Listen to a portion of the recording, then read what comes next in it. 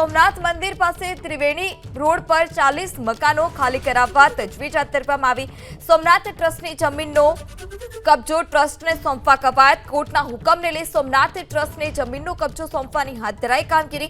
25થી વધારે ટ્રેક્ટરોની મદદથી શિફ્ટિંગ શરૂ કરવામાં આવ્યું છે। મકાનો ખાલી થયા બાદ ડિમોલિશનની કામગીરી કરવામાં આવશે। આ સમગ્ર કામગીરીમાં સૌથી વધારે પોલીસ તૈનાત છે। એસપી પીઆઈ સહિતનો કાફલો પણ ઘટના સ્થળ પર।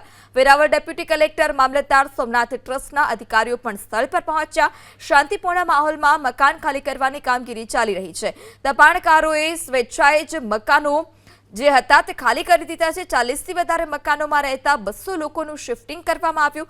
તમામ ગેરકાયદે મકાનોનો સાંજ સુધીમાં જે મકાનો હતા તેને જમીન દોસ્ત કરી દેવામાં આવશે। 40 મકાન ખાલી કરવા તજવીજ। ગીર સોમનાથ જિલ્લાના સોમનાથ મહાદેવ મંદિર નજીક ફરી એક વખત મેગા ડિમોલેશન છે તે હાથ ધરાવવાનું છે। 40થી પણ વધારે મકાનો હોવાનું મનાઈ રહ્યું છે અને અત્યારે પ્રશાસનની ટીમો છે તે અહીંયા પર પહોંચી છે। આ ટ્રેક્ટરો રાખવામાં આવ્યા છે જ્યાંથી મલબો છે તેને હટાવવા માટે જેસીબી મશીન છે જે પાછળની તરફ છે। આ તરફ જોઈ શકાય છે કે જે મકાનો છે તેનો માલ સામાન છે તે અત્યારે ટ્રેક્ટરોની અંદર ભરવામાં આવી રહ્યો છે। અહીંયાથી આ માલ સામાન છે તેને અન્ય જગ્યાએ શિફ્ટ કરવામાં આવી રહ્યો છે। આ તરફ જે પોલીસના એ સાધનો છે, પોલીસ અહીંયા પર મોટી સંખ્યામાં તૈનાત છે। બિલકુલ જે સોમનાથ મહાદેવ મંદિરનું ત્રિવેણી રોડ છે, સોમનાથ મહાદેવ મંદિરથી ત્રિવેણી જતા રોડ પર આ જે શ્રીરામ મંદિર નવું બનાવવામાં આવ્યું છે તેની નજીક આ પોલીસ વાહનોની કતારો છે। મોટી સંખ્યામાં પોલીસ છે તે અહીંયા પર વહેલી સવારથી જ પહોંચી છે।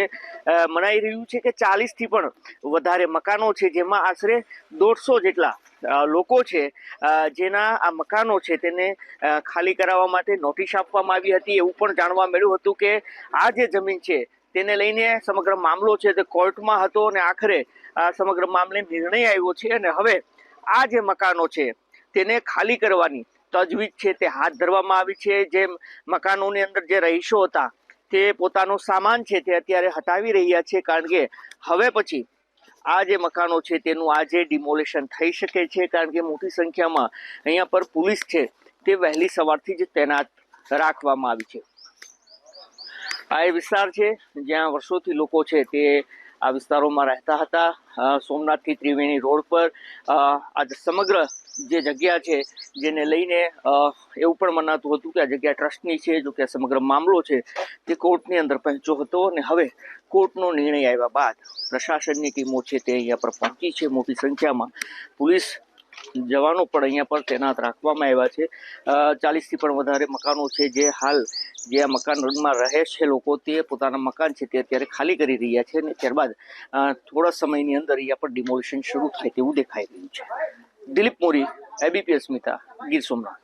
નામદાર કોર્ટના આદેશથી આજે જે આ મંદિરની જે જગ્યા છે રુદ્રેશ્વર મહાદેવ અને એની આસપાસના ઘરો ટોટલ 40 જેટલા ફેમિલી છે એ તમામને જે મૂળ માલિક છે એને સોંપવાની પ્રક્રિયા અત્યારે ચાલુ છે। કોર્ટ દ્વારા કમિશન નિમવામાં આવ્યું છે અને કમિશનની હાજરીમાં પોલીસ સાથે રહી અને આ કાર્યવાહી અત્યારે ચાલુ છે। સોમનાથ ટ્રસ્ટની જગ્યા છે, ઘણા વર્ષોથી આ લીગલ મેટર હતી। 2003માં આનો ચુકાદો પણ આવી ગયો હતો અને ત્યાર પછી હમણાં કોર્ટ કમિશનની નિમણૂક થઈ છે અને કોર્ટના આદેશના અનુસાર અત્યારે કાર્યવાહી ચાલુ છે।